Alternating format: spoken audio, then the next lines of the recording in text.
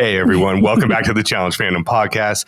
We've got a very episode of Challengers Unplugged where we're joined by none other than Tiffany Mitchell. Tiffany, thank you so much for joining us. Hello. Thanks for having me. Thank you so much for having me here. Oh, no, thank you. We're so excited. Yeah, we're stoked. I know I didn't tell you too much, but like we watched your season of Big Brother last and you were by far our favorite player. Obviously, America and everybody else agreed with us on that. So, aw, thanks, America. Thanks, guys. Of course, we might have voted once or twice. I appreciate it. I appreciate. Hey, voting matters. Okay, it does. It really 100%. does. Mm-hmm. So my name's Ricky Hayes. We've been going back and forth for a while now on Instagram. And then this is my wife, Corrina. And, you know, obviously we want to thank you so much for jumping in. Tiff, we usually when we start off with people's life before reality TV. And I tried to do some research out on you and I found out, and now correct me if I'm wrong, you're originally from Detroit. Is that correct? Yep. Metro Detroit. Yep. Suburb outside of Detroit. Yes. Okay. Yeah. Now I know my stepdad was actually from the Detroit area. He was in Farmingtonville, I think. Yeah, Farmington Hills. Yeah. Yeah, Farmington Hills. That's it. So all of those, that would be like unless you're in Michigan, when you travel outside of Michigan and you meet someone, you tell them like, yeah, I'm from Detroit.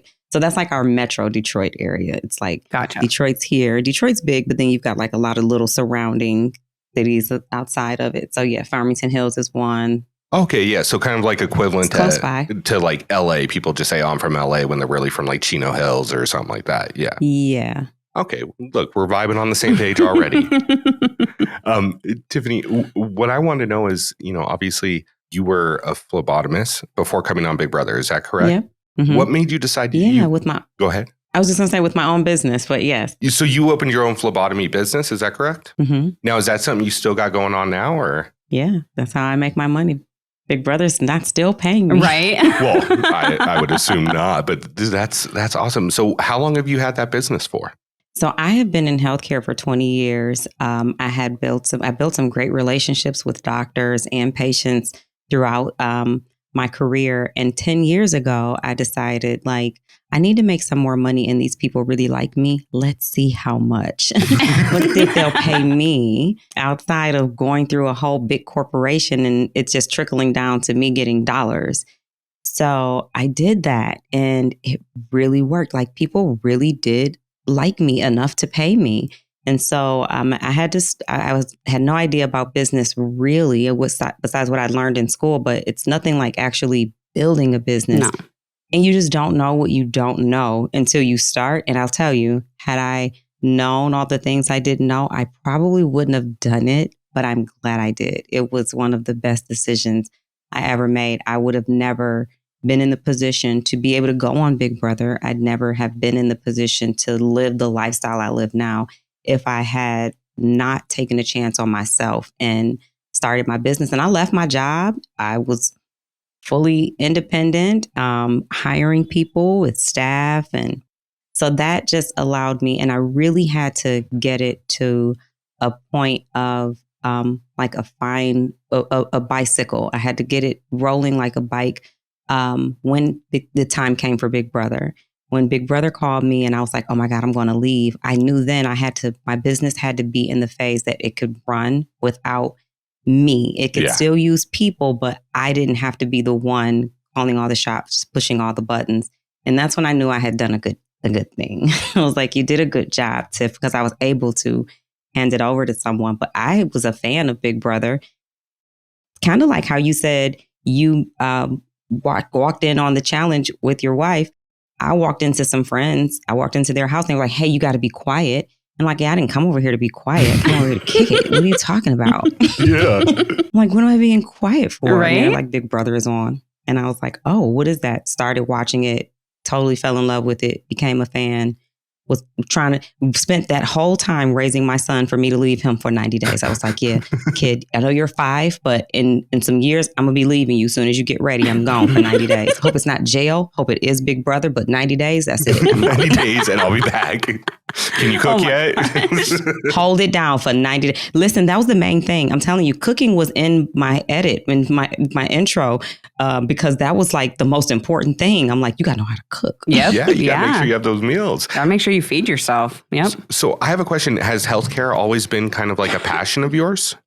That is what is interesting. Yes, I remember my uncle having me and my cousins grab the encyclopedia. That's how old I am.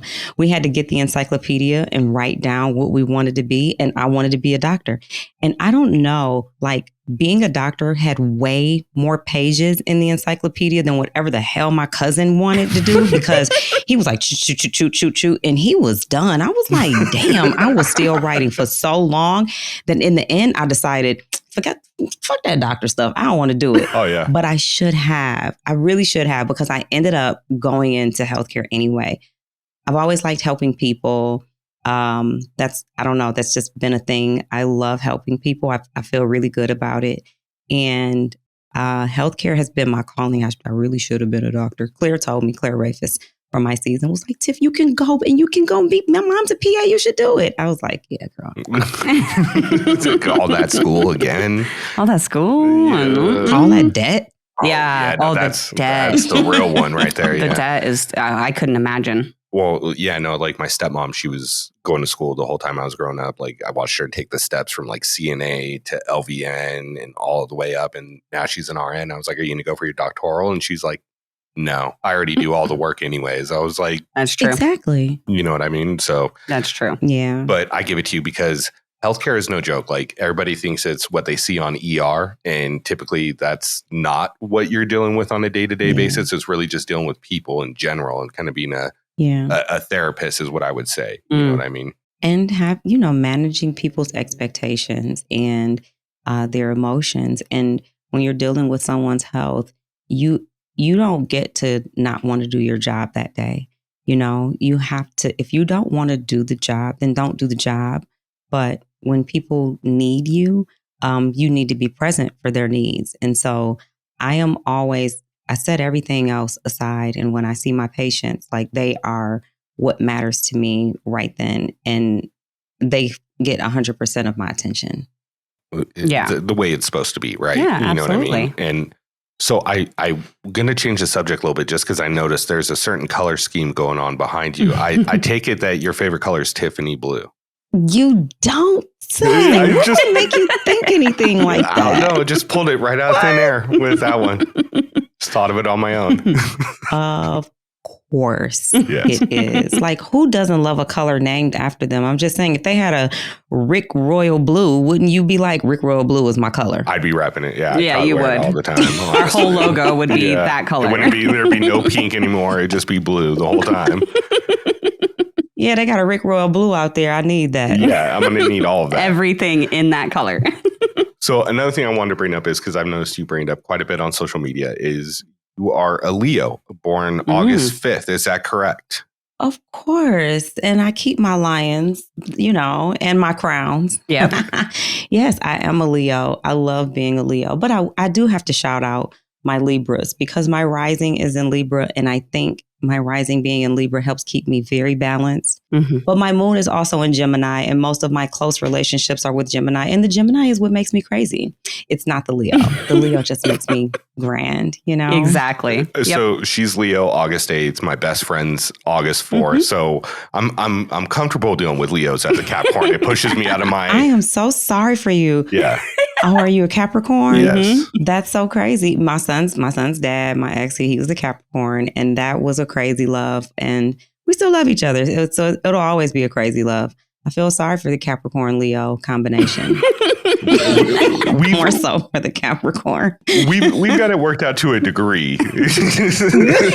Yeah, we have our days. One degree. If we shift 1 degree, it's going to be an earthquake. Yeah, that's really it. We better get along all the time. Otherwise, it's fire all the time. And then we have a son that's Gemini. So I love Gemini. He's something else. He really is a true Gemini, because 1 minute he's loving you, cuddles, all that. And then the next minute it's screaming and running and throwing punches. That's right. The personality jumps out. The other one's sitting in a corner somewhere. Mm-hmm. That's what I'm saying. Like when he gets older, like if his girlfriend wants to see other people, she doesn't have to, because he's got those 2 personalities right there. He definitely does. You know what I mean? Dr. Jekyll. What is it? Dr. Jekyll, Mr. Hyde? Yep. That's exactly it. So getting back into reality TV, you end up going over to your friends. You're seeing Big Brother. Is it something that you thought right away, like, damn, I want to do this? 1,000%. When my friends introduced me to the show and I was watching it, and she goes, "You could so do this," and I was like, "Really?" And I was watching it. I was like, I could so do that. Now this is like 2012, and so I just continue to stay a fan because to me, getting on TV seems like something so far fetched. It's like out of reach. Like normal, regular people sitting at home watching television don't get on TV. Like, how do you even get on TV? Yeah. So it was for me, it was just like a dream, like, oh, that would be so cool, you know? And then 2020, I was like, yeah, that would be so cool. Fuck that. I'm about to apply. How do you do it? I got to record a video. Damn. Do I want to record a video? I don't know. So I was going to go and do it in person. And then it was COVID. So then they stopped the in-person open calls. And I was like, okay, I really do have to do a video. Well, I'm going to swing hard. So I did my video. I sent it in. Didn't get a call. I said, fuck them. They don't know good shit. They're blind. They're idiots. I said, they're dumb. And then I saw it was an all-star cast. I said, they're not dumb. They just couldn't do it this year. They don't know I'm an all-star yet. Yeah, not yet. I was like, oh, yeah, here I go. Oh, yeah, I'm glad I'm not on this season. Like you think. That season... Like your guys' redemption for that season is got to be the best storyline of it, because I'm sorry, I watched All Stars, the original, and then seeing that one, I was just so let down. And that's why I was so happy when they did the follow up with you guys. Mm-hmm. You guys really had a phenomenal season outside of just... We had fun. Yeah, just outside of even the lines of the Cookout itself. But everybody that got casted that season just played so well together. Yes. Phenomenal cast. Phenomenal cast. Every single person. Every single person, even Frenchie, phenomenal cast. So, like, my thing was like, I know it's a good cast when I'm getting polarized where I don't like someone on Big Brother, and for me, it was Sarah Beth, and I'm sure she is a total doll in person and a sweetheart, but like on the show, I was like, I can't stand her. You know, I genuinely feel slightly responsible, and it makes me feel bad. And I just, you know, you don't know what you don't know. And so in that house and in the game, your thoughts are reality to you. And I was just like, she's scheming. She's doing this. I don't trust her. I don't know. And it's so messed up. But in real life, SB is super dope. She's super sweet. She's really cool. I was like, oh my God, Tiffany, what the hell is wrong with you? But it's not me. It's the house. Don't blame me. Blame the house. It's some weird energy in there. You walk in those doors, and when you hear the door close, it's like, yeah, whatever is in here, you're stuck with it. I think I am probably... No, her name is Kat Dunn. What'd she say? The conspiring bitches? Like that's probably the most relatable line to Big Brother. Mm-hmm. You know what I mean? It's just everybody feels that way. I'm sorry. Give me 1 second. I've had an epiphany because of the lighting. I'm going to turn the ring light up. I'm sorry about that, Tiff. I'll have to share with you this light I have. You'll love it. The way we started is like randomly my buddy was like, hey, you want to start a podcast about the challenge? It was like, all right, yeah, let's do that. And then I was like, oh, wait, we're starting a podcast. We better go get a mic. And then you plug the mic in and you're like, well, this is shit. We're sharing a mic. Like our first episodes were like doing this right here. Aww. Yeah. It sounds cute. Just remember that the lighting should always be in front of you. So it's odd for me because I have a window right here. So I'm always brighter on this side than I am on this side. But if I faced the window, then I'd have like full light. And I only really learned all of that because when we had to interview for Big Brother, they tell you, like, make sure your lighting looks good and it should be in front of you, not behind you, not on the side of you, but directly in front of you. So I like set everything up so that I was looking out the window. I was like... waiting for the golden hour to come by. Right. All that. Yes, exactly.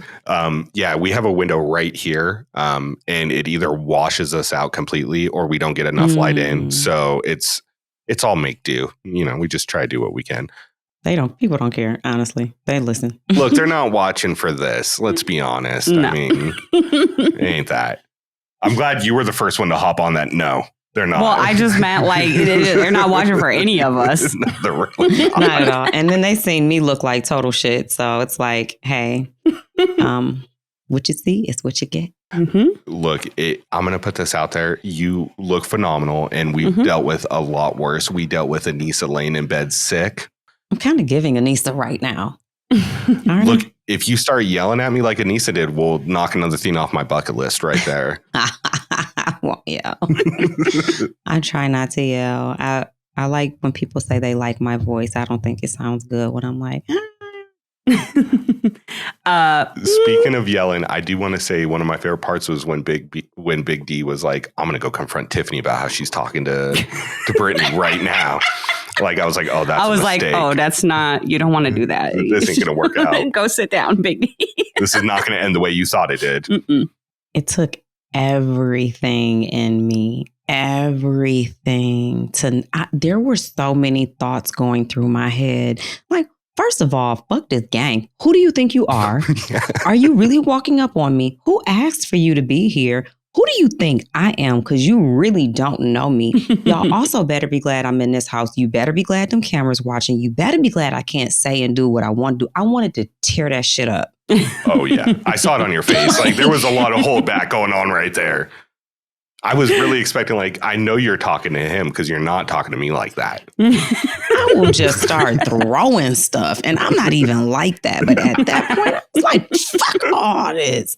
Like, I just remember watching that and thinking, this is not going to end well for you, Big D. Like, this is a bad situation for you. Bad idea. Only thing I could do was lay on the bed. All I could do was lay down. I remember laying down on my back with the headphones on. I was like, just shut up, Tiffany. Just lay here. Don't leave this room. I couldn't leave the room. I knew if I left the room, I was asking for trouble. You know, those times where you can, like, you want to say something and you hear that voice in your head going, don't say it. Don't say it. And you like, I'm saying it anyway. It's like, because you know, if you say it, you're like asking for trouble. Yeah. You know, it's not going to create a resolution. I knew if I left that room, I was like, if I leave, I know I'm coming to FSU. I'm coming to, you know what it is. I'm coming to FSU. Okay. Yeah. Oh, look, I know that because we'll get into something and I'll be like, I could make this comment, but I'm just going to shut the fuck up. Yep. Because that's the better route right now. Yep. Sometimes it's better to just shut up. Well, I think the key example is what you do on social media. Like, she'll see something that pisses her off and she'll write out a full ass like paragraph reply and then she'll delete it. And then I delete it. And I'm like, and I started picking that up. Yeah, it feels, because sometimes you just have to get it out. Yeah. Yeah, it just doesn't need to be out in the world publicly. That's all. Yeah, it doesn't. It doesn't. Yeah. That's why I journal. I love it. Or you just screenshot it and send it to your friends and vent there, you know, but. Oh, yeah, I love that too. Yeah, see, that's why I do voice messages now. No more screenshots. You're going to have to screen record. You're going to have to put that effort into it. Same. One thing I wanted to ask you about, and this was, I think, everyone's opinion, was we know there's some debate on who created the cookout. But from the edit that we saw, it was very clear that it was primarily your idea. You sitting at the chessboard thinking about the actual Cookout Alliance and how you guys were going to plot your advance forward in the game, which was really amazing to watch play out. One and of it the was most impressive things I've ever seen on reality TV. Yeah, it was. Thank you. It automatically put you up there with me for like Danielle Reyes, you know, Dan Giesling, Derek L. Yeah, the way you planned out that game. They were all of my favorite players too.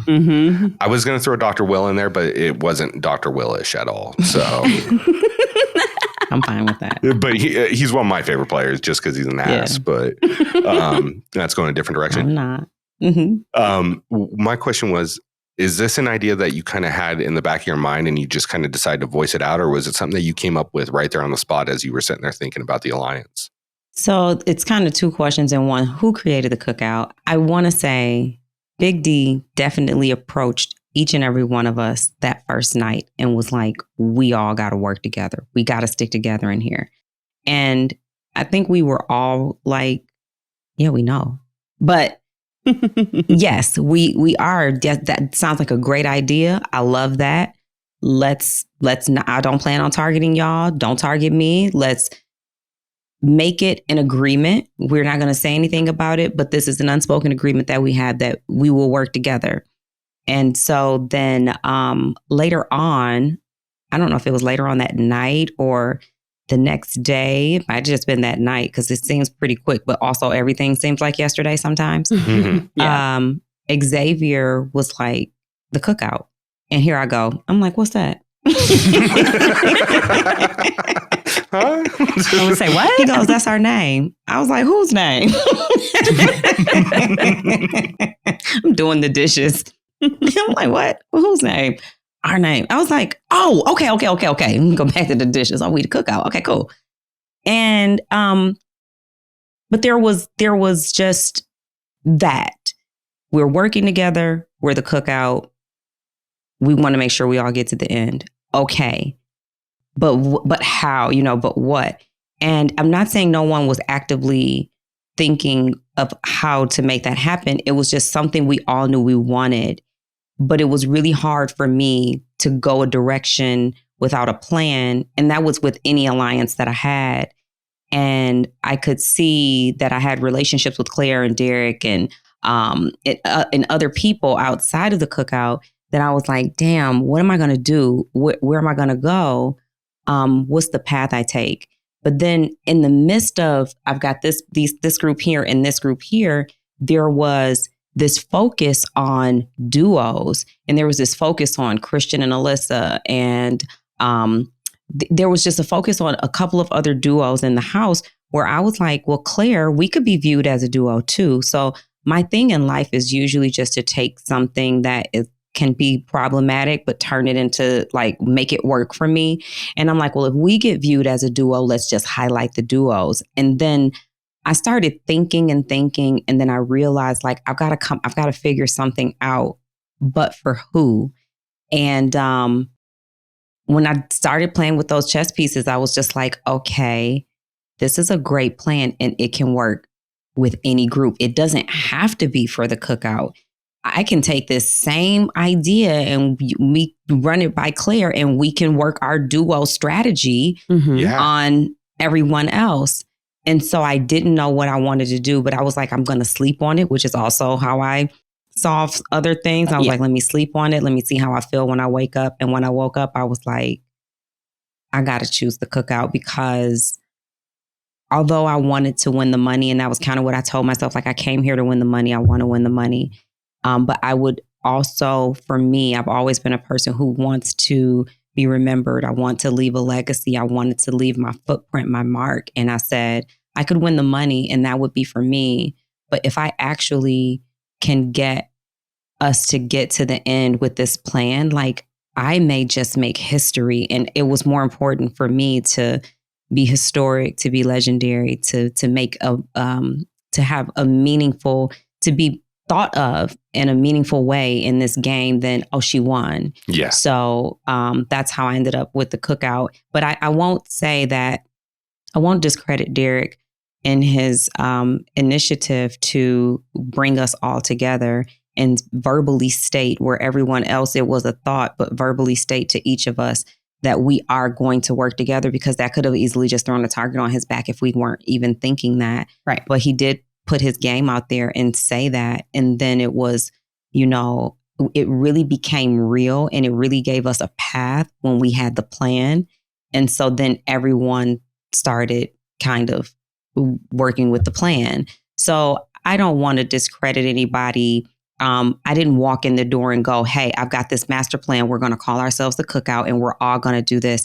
It was a collective effort on all of our parts. Just some of us had more visible roles in the Cookout strategy that are highlighted when we think back on it. Absolutely. That makes sense. And talking with Xavier and talking with Derek, it did seem like if you guys didn't all have that notion coming into the game that I'm going to work with like-minded people, as well as I want to work to anybody that's, a Black person, I want to work with them. Yeah, no, I just want to be clear and go on record. I knew it was going to be more Black people in the house, and my plan was not to work with them when I got there. My plan was, I don't know if they're going to be a problem or not, and that just goes for anybody. They could be anybody. I was not going in planning that I'm going to work with people based on anything besides their desire and ability to work with me. So when I saw everybody, I was like, oh, I will not target them because I don't want to fuck up our chances. Like we always go out first. So I'm not going to have that on my hands, my conscience. Like I'm not going to do it.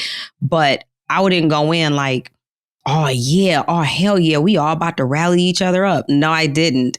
And I think all of us were pretty much the same. Like, oh, this is great that we're all here. We don't want to mess it up for anybody, each other, but we'll just, we'll try to do our best until we have to. And then that really just kind of became the thing. Like, okay, so we are together. But then we became like family in that togetherness. So, and we still to this day, like we talk every day. Love them. Look, I'm going to be honest. One of my highlights, and she'll attest to this, is when you guys decide to do an IG live. And, it's like you, Derek, X, and Azza, was it? Yeah, it was this last one that we just did not too long ago? Yeah. And then the one with Hannah right before, I think some people left for filming. Yeah. And Hannah was like, she was like, yeah, I'm not old enough to be here. I see this is going bad. X seemed like he had a couple drinks at that point. That's right. That's right. Wouldn't be X to get on live without it. Exactly. But it's sit there rolling. But I think it speaks to not only everybody's understanding of the alliance and what you guys were trying to achieve once you guys had formed that and the decisions you guys were making, especially once you put that plan out there with, everybody align themselves basically with the person, make that the duo that's visible. So smart. And then because we see alliances every season in Big Brother, and most of them make it about 3 weeks and then they implode. But for the fact that you guys were able to keep it together, even with some conflict, like with you and Big D, that you guys were able to keep it together and get to the final 6 makes it probably one of the more successful alliances in Big Brother history, in my opinion. There's a genuine connection that we have. And yes, our culture brought us together, but we stayed together besides that through it was just a genuine love that we were learning to have with each other and sharing each other's stories, relatable stories, and connecting in a way that only we could connect with each other, and wanting, no matter what, for us outside of that game, outside of that house, for us to still be able to live successful lives, to still be grateful for the opportunity that we had. And I think that we would have worked together throughout it, even if money wasn't involved, like, because we wanted to see each other. We wanted to have that feeling of getting there. And I think that's kind of like where I lost my game almost.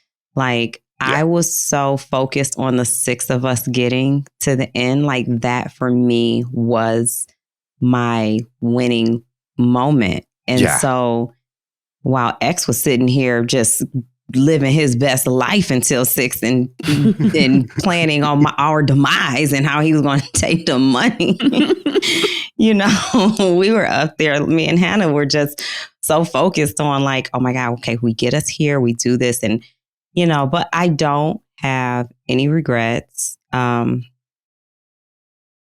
Maybe I do wish I would have won, but that's one regret. I mean, like, talking to X, he realized like that you were his real competition that season, and if you were there, his odds of winning went dramaticly down. So that was dumb. He shouldn't have realized that. I don't know what made him realize that.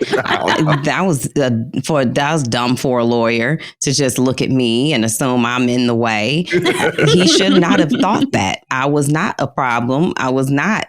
I think we should do it again, and he should try it and see, and just see if I really would have won the money. Then what? Maybe next time you pick up, Derek's way of playing, take a lot of naps, just not, win much, and see yourself as not a threat at that point. I am not threatening. Your political social is top notch. Ooh, next level. Yeah. Oh my gosh. look, I don't compare many people to Danielle Reyes because she's the one who got me into Big Brother. You know what I mean? Okay. And I personally think you're on the very same level as any of the greats. That's very kind. It's hard to see yourself, or for me, I don't know. It's hard to see yourself the way other people see you, you know? Yeah.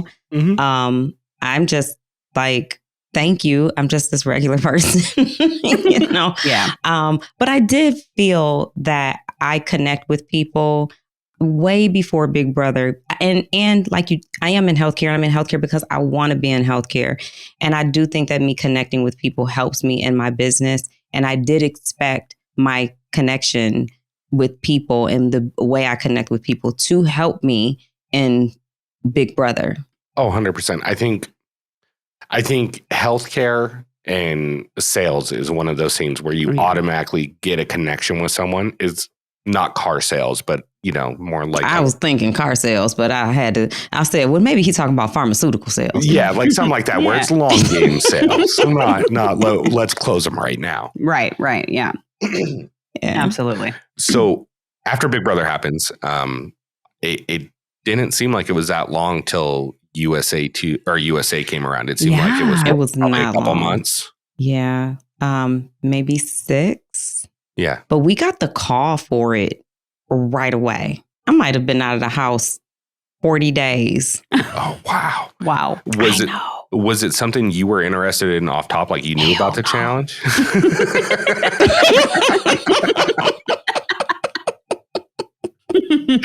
I can appreciate that. Yep, I can appreciate that. No, had not even seen an episode. Oh shit! So you get the call. What's the first thing you go do? Watch an episode? Hell yeah! Call everybody else.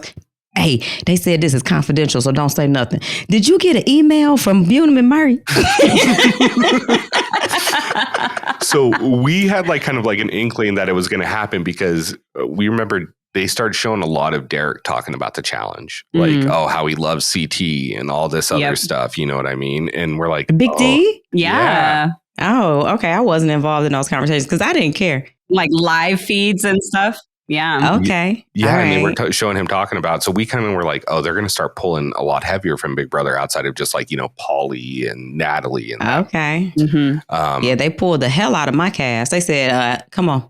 All of y'all, let's go. Well, you guys made a great show on Big Brother. Now come over here and redo it again. Well, and that's what I was going to ask. If did you know everybody that was going to be on USA? And if you would have known it would have been so many people from your cast, would you have still accepted?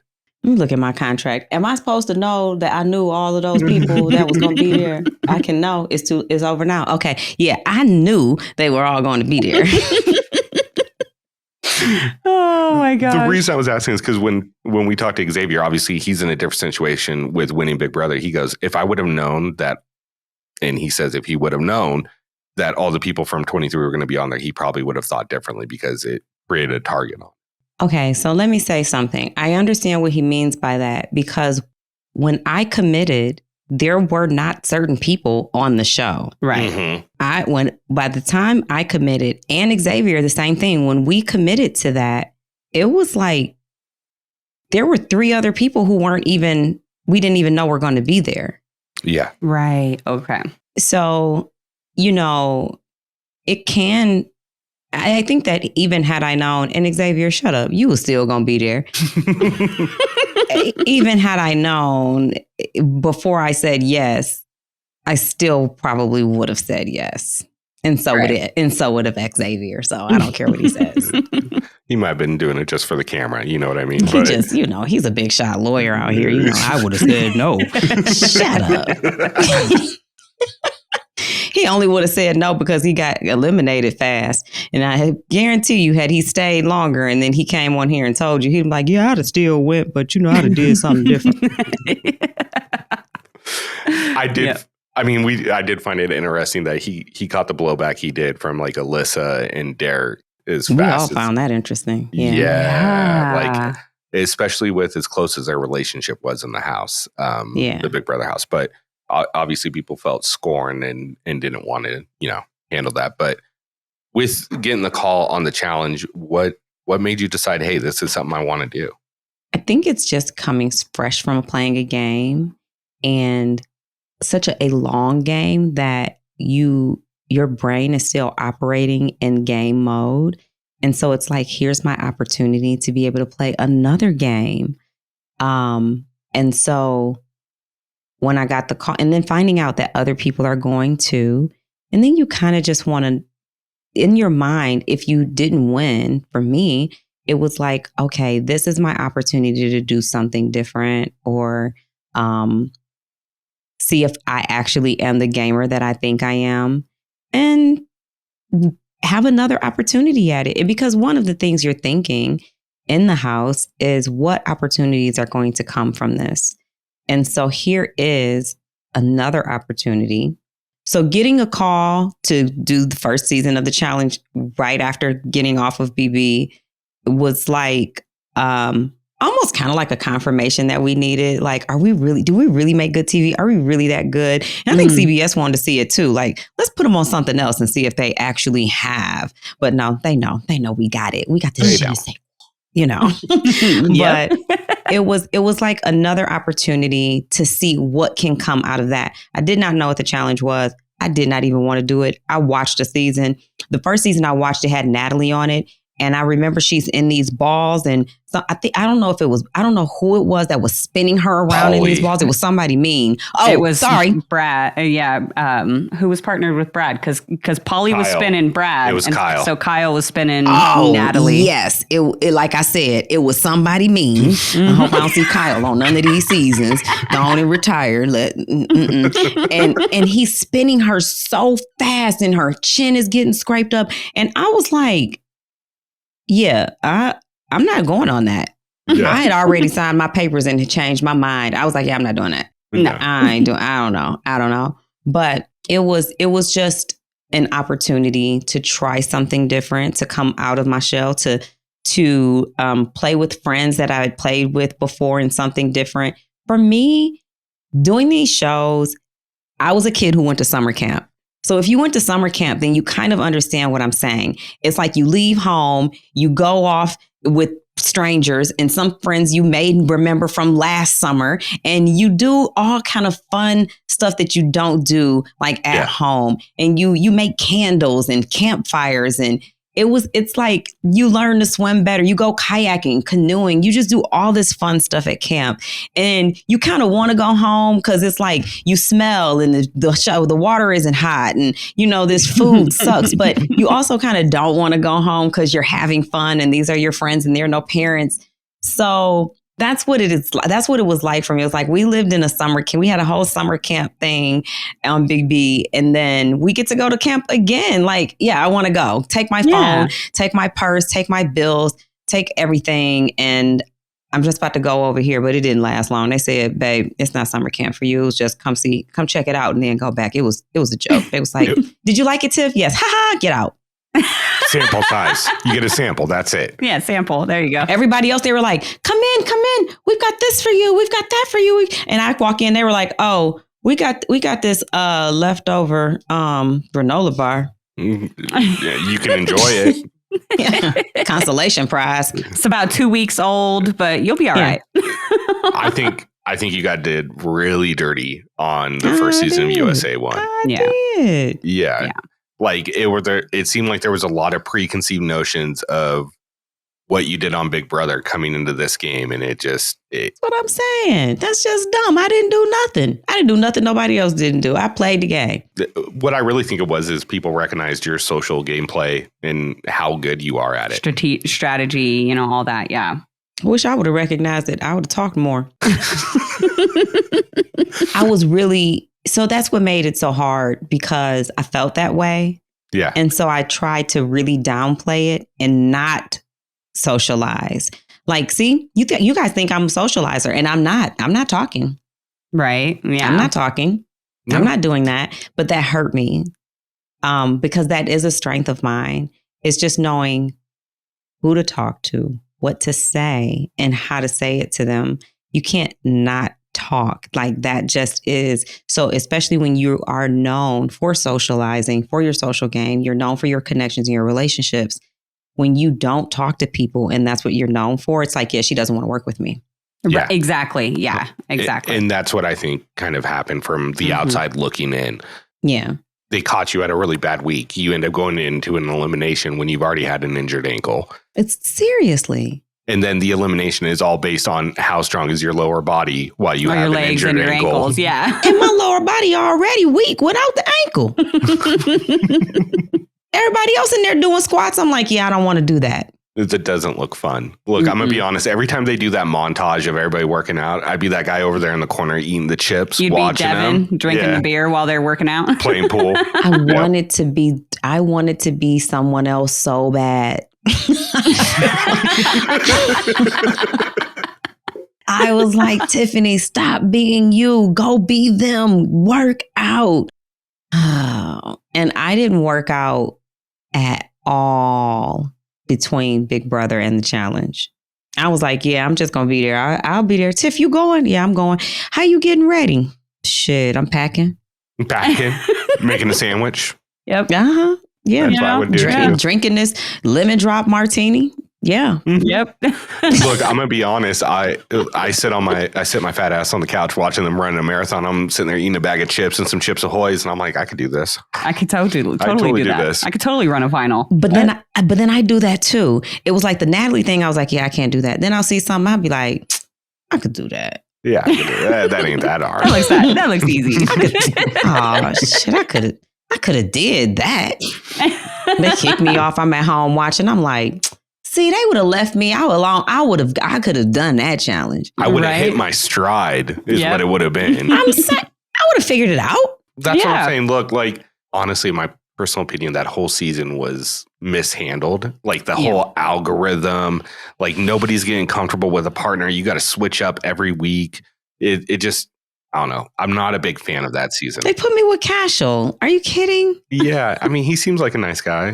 Nobody gave a damn if Cashel was there. I needed to be with somebody. Like, why didn't you put me with Cinco? I don't think Cashel gave a damn if he was there. Yeah, I don't think Cashel cared either. Cashel showed up a whole 24 hours late. We was all on the same plane. It was one empty bed. We said, who the hell is that? They said, oh, he came late.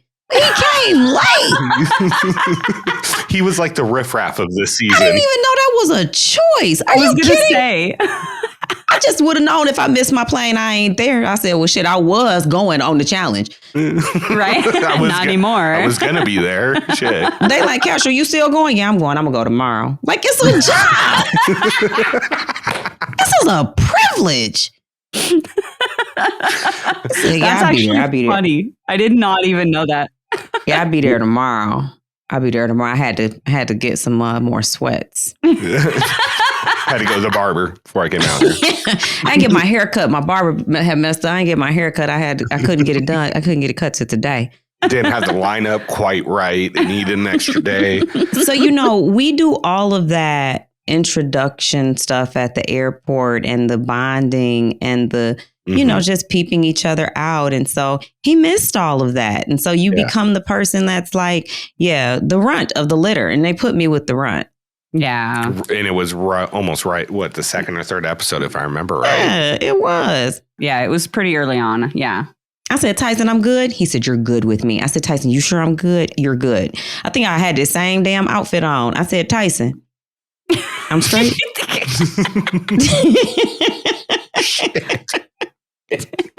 He said, yeah, you're good. Well, I'm standing up there and it's almost like I went deaf. I'm standing up there on the stage and I'm waiting to hear whose name it is. I said, and it's almost like you can't even think about yourself in the moment unless you really want your name called. So when you're saying, don't say Tiffany, don't say, all the universe hears is Tiffany. Yep. And then I thought I heard my name and then it just went silence. And I was like, is that my name? Did he say my name? Did he call me? Do I have to go up there? Should I go up? Sit there like, I might have been daydreaming, but did he just say my fucking name? Start looking around like, is there another Tiffany who? Because I know you ain't talking about me. I'm telling you, I almost needed him to say it twice. I had to hear, TJ had to say it. He was like, okay, come on down, Tiffany. I said, my name is not that. Last time I checked, I'm not Tiffany. Looking around, it's like the one time my mom came up to my school and peeked her head in the class and nobody knew whose mom it was. And everybody in the class starts going, whose mom is that? I'm like them. I'm like, I don't know whose mom is that. Who's your mom? Whose mom was? It looks like his over there. Come on down, Tiffany. I said, where's Tiffany? Tiffany going down there? Oh, fuck. Oh my gosh. All right. So I've got to ask this because we always get in debates on who's the better host. Ooh. And I've heard people argue for Prost on Survivor. We hear TJ often, but you've had the experience of sitting there with Julie and with TJ. Which one did you enjoy more? I know I'm putting you on the spot here. So here's the thing. We just feel like we are welcome with Julie. Julie welcomes us there and allows us to enter the house. She opens the door for us. So Julie's so warm. She's so welcome. You meet TJ, he looks like he wants you to fail. It's almost like he's like, yeah, why did you show up here? Who sent you? What's your name? What's your name anyway? Where'd you come from? What show? Big buddy. Oh, big brother. Yeah, okay. Anyway, go on over there with your team.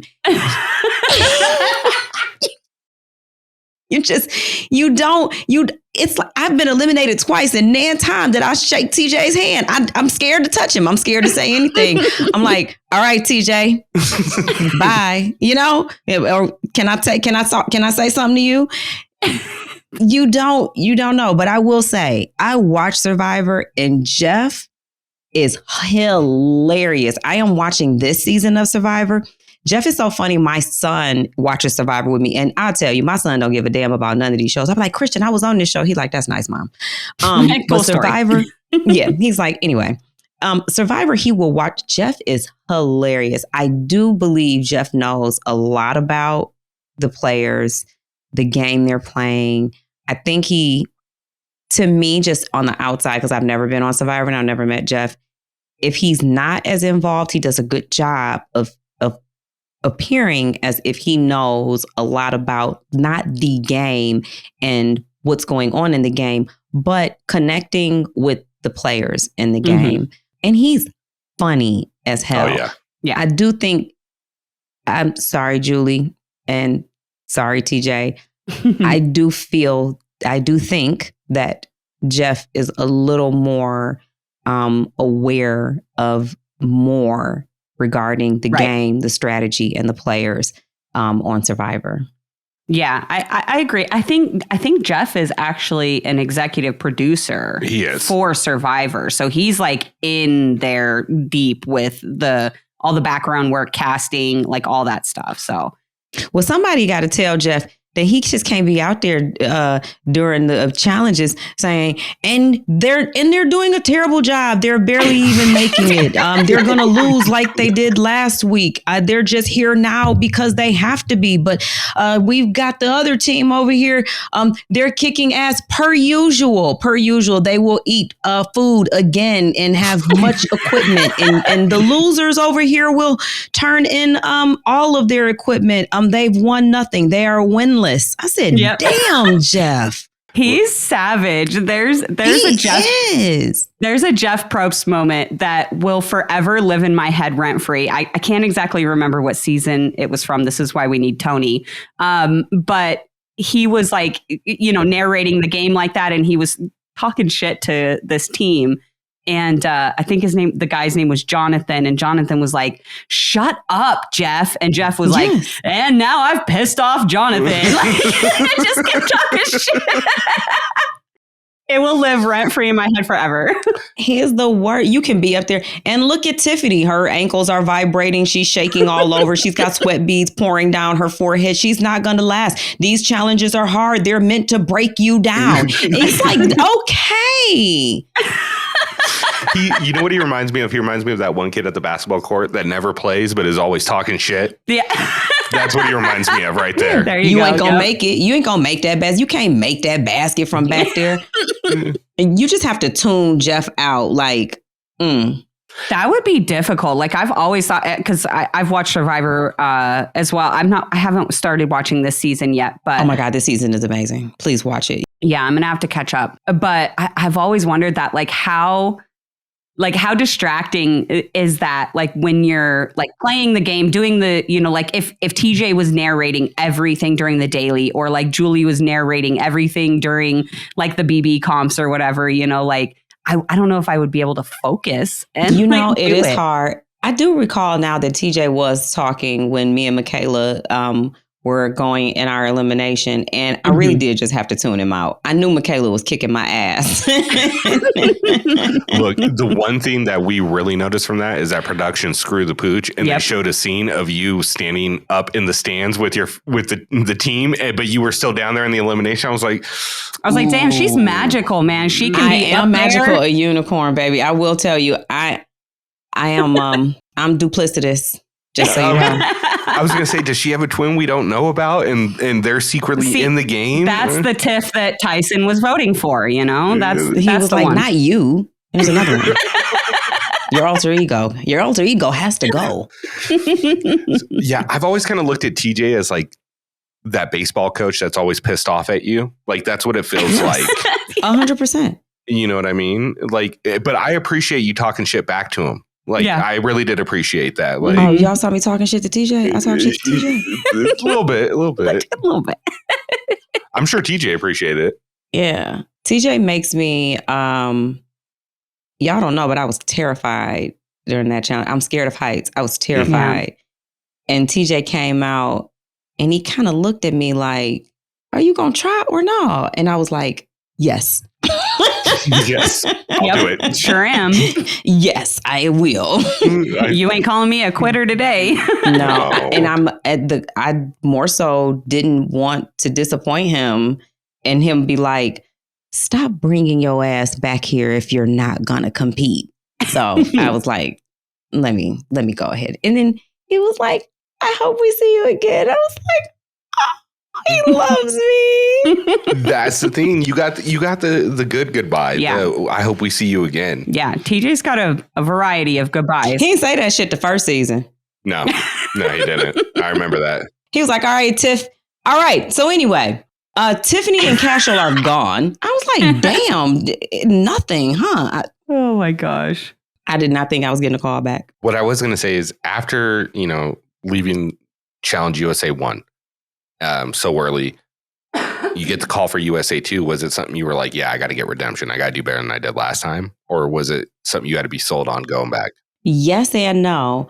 I honestly was like, don't call me, don't call me, don't call me, don't call me, don't call me. Because then I wouldn't have to make a decision on if I was ready and if I wanted to go back and what would I have to do. I was just like, don't call me, don't call me. And everybody was getting the call. And I was like, cool. I don't have to think about shit. Y'all go out there and have fun. I will be here cheering for you. And then I got the call and I was like, yeah, I'll be there. Yeah, I'll do it. Yeah, I guess so. I guess I'll do it again. But that's when I was like, okay, Tiff, take it seriously this time. I called my trainer. I got my butt in the gym. I changed my diet. I put the drinks down, picked my water up. I started getting my sleep on, started training. I even took swim classes. I don't care what swim classes you take. Ain't nothing preparing you but that ocean and TJ and that horn. That is some different type of life, okay? Because when we got to the dock and he says, all right, when I blow this whistle, you guys are going to jump in the water. I said, no, somebody's going to have to push me. There's no way I'm going to myself jump in this water. That is a choice. I don't choose that. Are you kidding?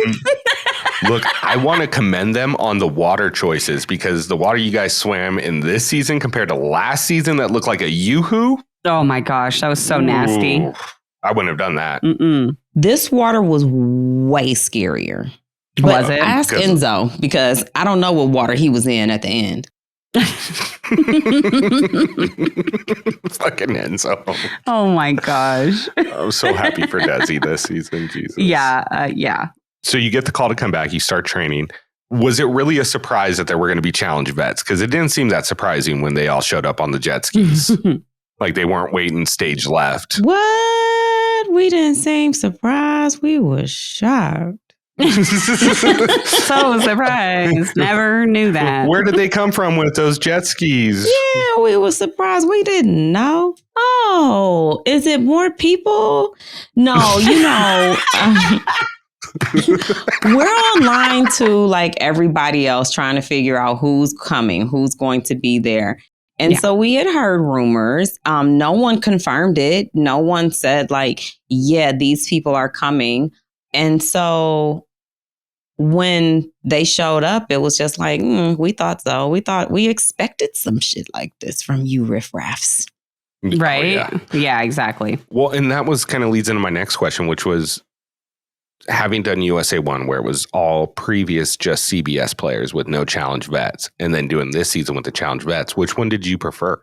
Initially, I was not thinking that I wanted them there, and I still didn't, but I did use the fact of them being there to my advantage as best as I could. I felt that I liked that they were there because it kind of helped me minimize any kind of threat level people would view me as having. Right. So I liked the fact that they were there, with the exception of how do we get them out of here? Absolutely. Yeah. I mean, that's kind of like mode of operations. Once you see Bananas, like, oh, that's awesome. He's here. How the fuck do we get him out now? Nice to meet you. Go home. How do I use him and get him at the same time? Yeah. Exactly. Yep. Were there any friends that you made with the challenge vets that you didn't expect to make off top? Yes. Wes and Bananas. I had no idea that. Oh, and you know what? A lot of them, honestly, okay, maybe I'll just speak for myself. I like people. I like learning a lot of things about humans. And so, I use these opportunities to just get to know different types of people. And whether I connect, the dimensions and the levels of our connection will vary. So I pretty much got along with all of them, but I didn't expect that me and Amanda, like, I love Amanda. She's so crazy, but I love Amanda. We never had a problem. We're very similar in the way we need to play the game. So it's not like we necessarily need to target each other. So she was never a problem for me. Me and Bananas, like, I love Bananas. He is crazy. He gets on everybody's nerves. He bothers me zero. I was going to say, it did seem like y'all got along pretty well. Every time we saw you guys interacting. Yeah. Yeah, I love him. He is hilarious anytime. And Wes is just so, and when I say this, I'm not saying Bananas isn't. Bananas is very smart. One of the things I loved about Bananas being on my team was he was a coach. He was able to tell me how to do things that I would not even think about being able to do. He's the reason why the blue team stayed up on that plexiglass challenge we had when it was just only me. I'm like, shit, if he would have been on my team, I would have won too. But he was able to tell them how to position yourselves while we were just over there figuring it out. So he's got so many reliable and useful resources for how to accomplish it or be successful at a challenge that you don't think you'd be good at. And then Wes is just so strategically smart, and I love the mind. So if you are smart, you probably got me sucked in. And so I just didn't know how he would receive me, and I didn't know if he was playing me, but I genuinely wanted to work with him. And so we worked together. So, and then Michelle is really cool in the game. Probably won't trust her, but Michelle as a person, like, I get her, and we do really vibe. And it's just, I will have unexpected relationships with people that I play games with because I live with them and we bond over something. And Alyssa Snyder, like, I wasn't expecting us to be close, but I love Alyssa Snyder. So you will make relationships with people that are so unexpected. So kind of to go into a game with all of this made up, I'm not going to. Now, maybe next time I might be like, I'm not going to like anybody. And I'm going to try hard. I'm going to try real hard. But it ain't going to happen. It ain't going to happen. It's probably not going to happen. I was going to say, because I saw recently that you and Michelle connected together out in Michigan. And then in Detroit, here. Yeah. And I was going to say, one of the guys that we're pretty close with, we actually had him on last night, Pierre from Zach Nichols. He told me, he was like, what are you guys doing? We're like, oh, we're interviewing Tiffany tomorrow. And he's like, oh, I just met her the other day. You know, she's super cool and all that. I was like, small world, see? Yep. Yes, he's been trying to get me too. I'm like, I'm coming. I am coming. Zach Nichols podcast. I promise I'm coming. Perfect. Yeah, no, they're great awesome. guys. I love them. He's like, so we have a couple other co-hosts and one of them's sick and the other one was dealing with some family stuff. So nobody made it. It was just going to be me and her. And I texted him. I was like, I should have hit you up a little bit earlier. And he's like, I'm leaving the club right now. I'll be there and I'll be online in 20 minutes. Yeah. And I was like, damn, Pierre, that's super cool. Hopped on and recapped with us so it wouldn't be just us and, you know, give it a little more dynamic. Cool. He's super cool. I love Pierre. Super nice guy. Yeah. But I would have loved to see you and Michelle like kind of teamed up. Like, I feel like that pairing would be phenomenal television. So those are things that they didn't show. I was trying to work with Michelle. And I thought Michelle was trying to work with me. We seem to be like-minded in kind of like moving forward with the people we thought we were going to move forward with. Like I was really working with the Survivor girls. I knew Michelle was too. And I didn't know Michelle the way the other Survivor girls knew Michelle. So when things would come up like, I don't know if we should trust Michelle. We don't trust Michelle. I was like, really? I don't think that, because I never knew that she was like lying. Yeah. All the time. All the time. And so then the one time that Michelle is telling me the truth, I'm like, Michelle gonna come in here trying to lie to me. I know exactly what y'all saying. Y'all right about Michelle. She is a liar. She is lying to me. She think I'm dumb. She think I'm stupid. She think I'm falling for that. Yeah, she dumb as hell. I don't even play with Michelle no more. And that was the one time she was telling me the truth. That's how that shit works. Of course, yeah. That's how it always works. Every time. Who else did that? It was Dusty, right? It came in and like was convinced that you were the one. We died on that episode. Nothing to do. Literally, you hadn't said shit about Dusty. Dusty's so dumb. Dusty really thought I had 4 balls in that vote. He was like, yeah, Tiffany put 4 balls on me. Bro, I didn't even put 1 ball on you. What are you talking about? And I didn't ask anybody else to vote for you either. No. It was so funny too, just watching him like name off the people he thought voted for him, and like the challenge is like, I'm like, yeah, none of those people voted for you. Just go back to Amazing Race.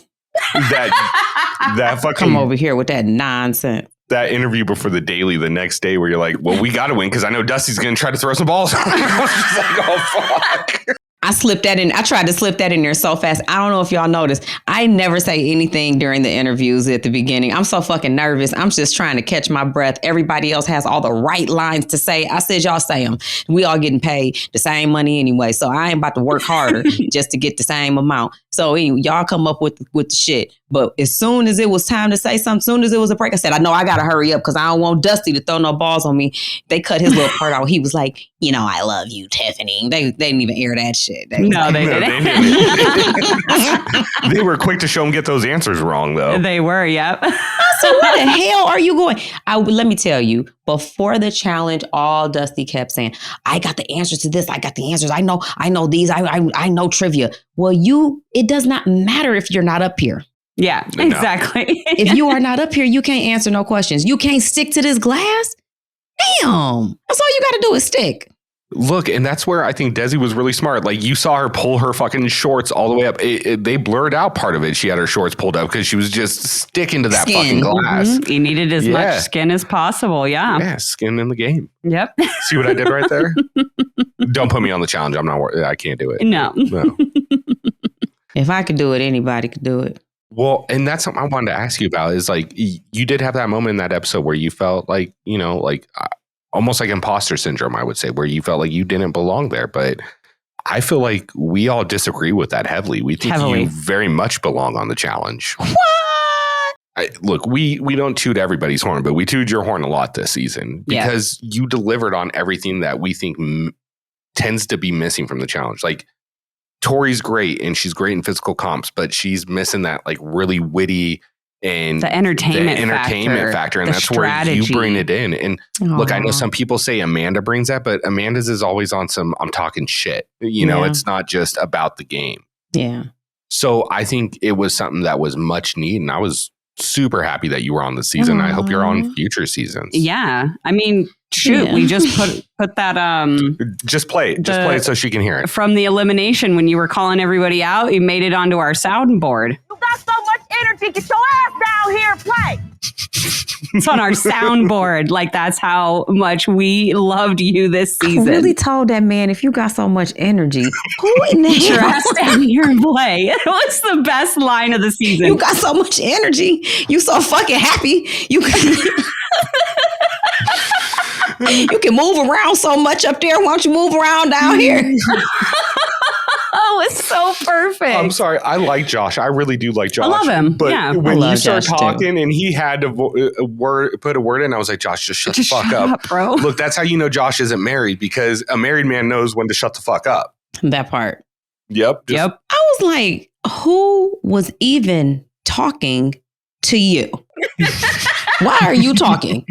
Did you raise your hand? Did I call on you?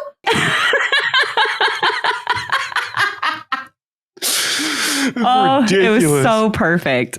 Oh my God. I mean, look, so perfect. And it's high praise in the challenge world, but it's the closest thing we've had to Devon or Coral is you coming on. You know, the ad libs. Wow. And that's such a high compliment. Thank you. Oh, absolutely. Yeah. I mean, it's not just what you're saying in confessionals too, but it's the ad libs that you catch when you're actually doing the competition or just having a conversation with someone, which really drives it. Aw, thank you. I'm sure production feels the same. Well, I feel like production would be dumb if they didn't call you and try to get you back. I agree 100%. Yeah, they wanted me to come back. Yeah, they do. They need somebody to talk all that mess and be scared at the same time. Look, I wouldn't be surprised if you would have gotten a call on 39. Right? Yeah. Now, this is what they're not going to do. They're not going to get me to go on MTV. They can have that. I don't want it. Not your cup of tea? I'm a CBS girl. That's fair. I can appreciate that. Look, That's totally I've heard the timing on MTV is much longer too. So yeah, it's like 9 weeks or something. I don't need nothing longer in my life. No. I'm as tall as I need. I'm as tall as I'm going to get. I can appreciate it. Now, look, we know nobody can confirm nor deny this, but we are very, very much under the assumption that Bunama Murray is trying to make the move to CBS. If that does happen, we would love to see you on there more. I think it's a natural fit. Oh, yeah, absolutely. All that means is more healthy eating, more water, more gym, more swimming, more anxiety, more heights, more jumping off buildings, more Josh.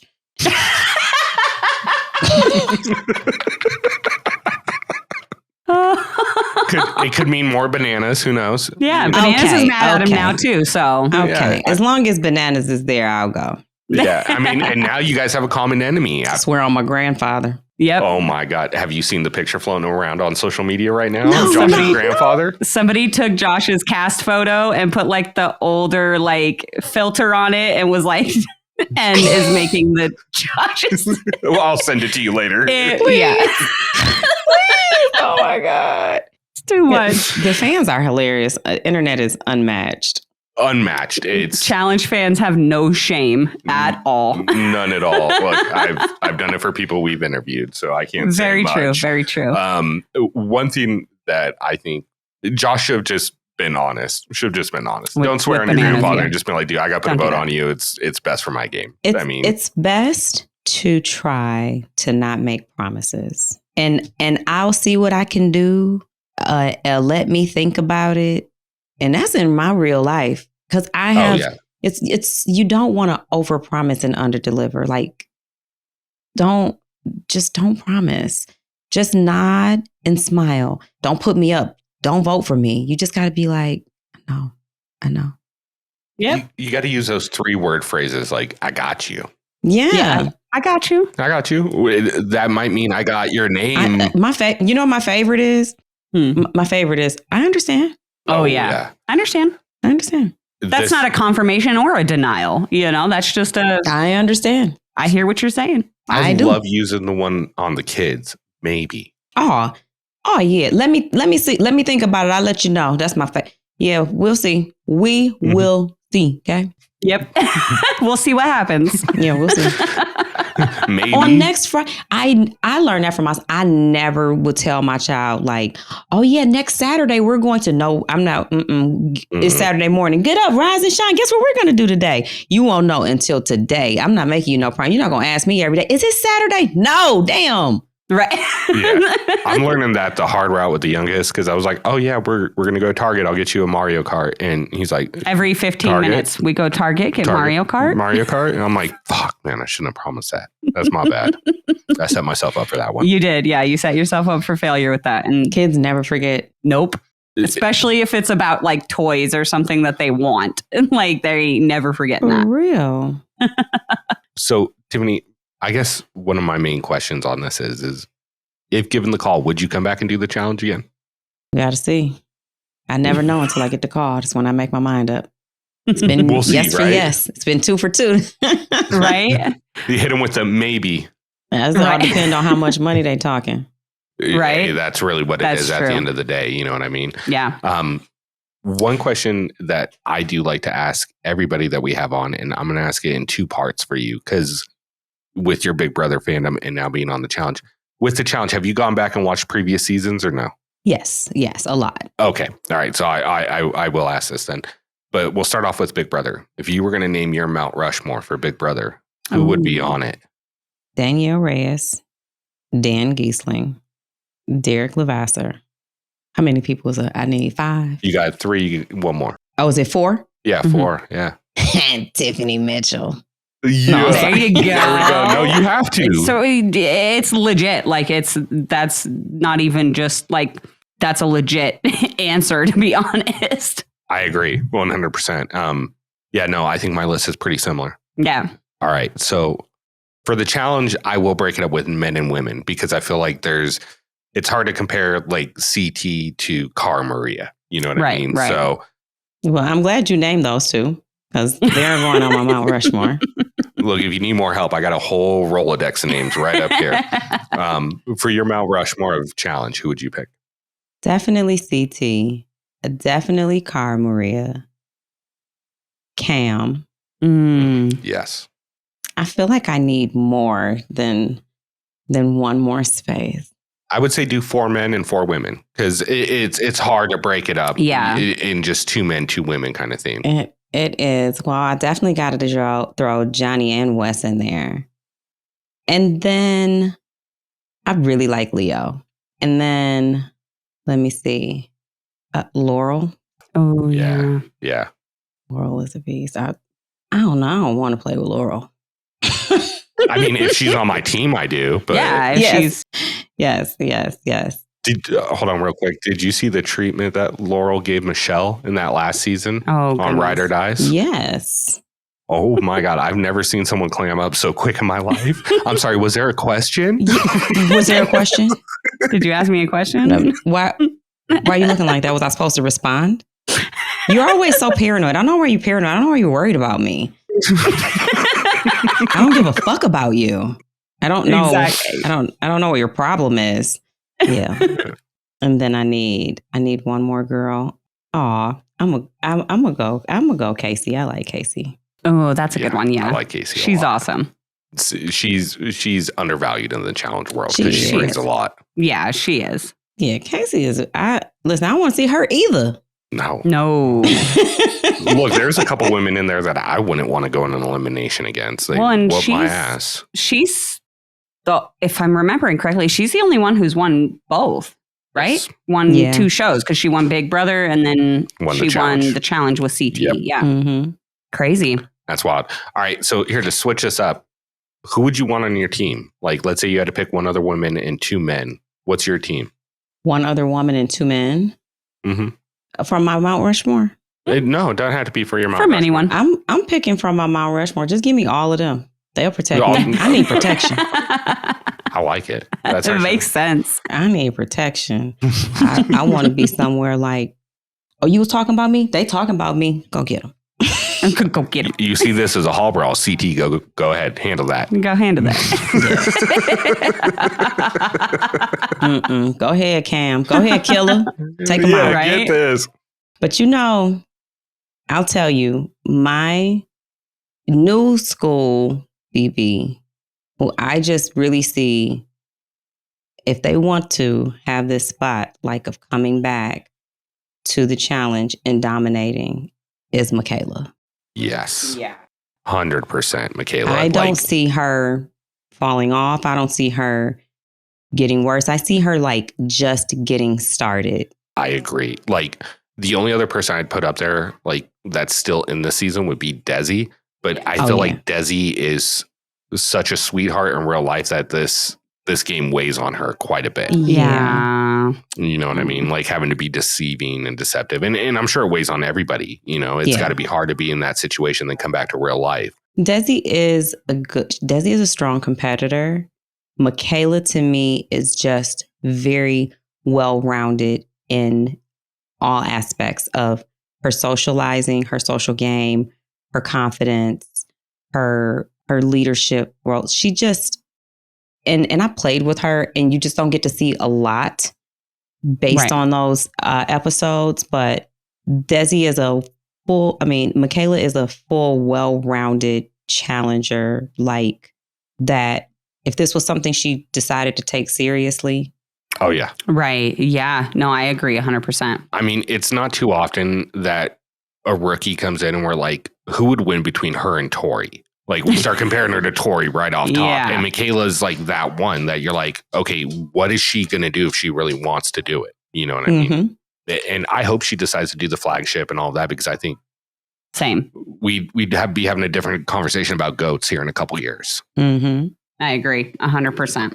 With that being said, I mean, that's pretty much all of my questions. I know you have your closing question that you like to ask. So. After everything's done, after, you're done going on reality TV and you're ready to close the books on all of that, what message do you want to leave behind for people? What do you want people to remember about who you are? We are all human and all imperfect.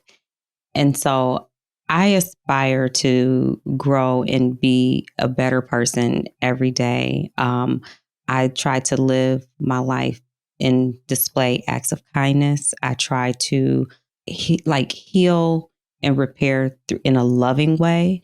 I have not always known to live like that.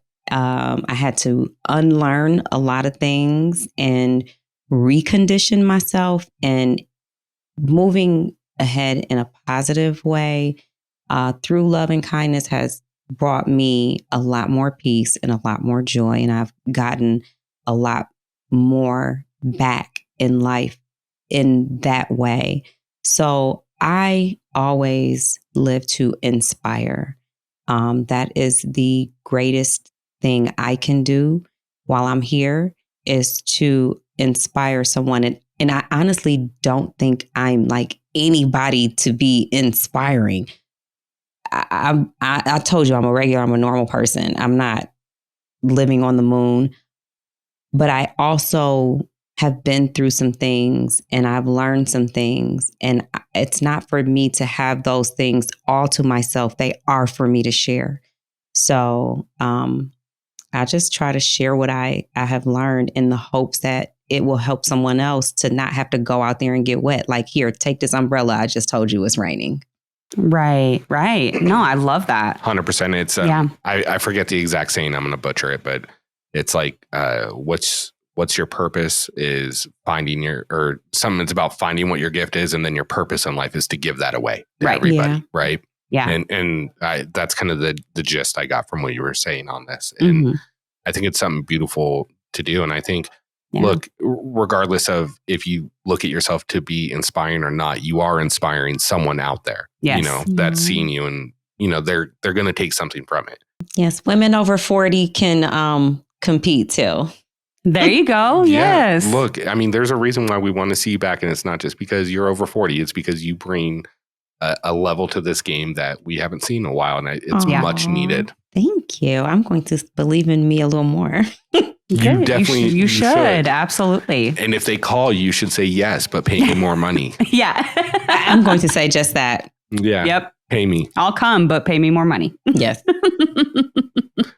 Well, I really did enjoy our chat today. I'm sorry it took me so long to get here, but I'm glad that we both were able to set aside time that we could freely speak and not be rushed. And I had a really like the vibe here. It's really good. I had a really nice time. Oh, that's good. Thank you so much. Look, I don't want to make it weird, but I'm going to.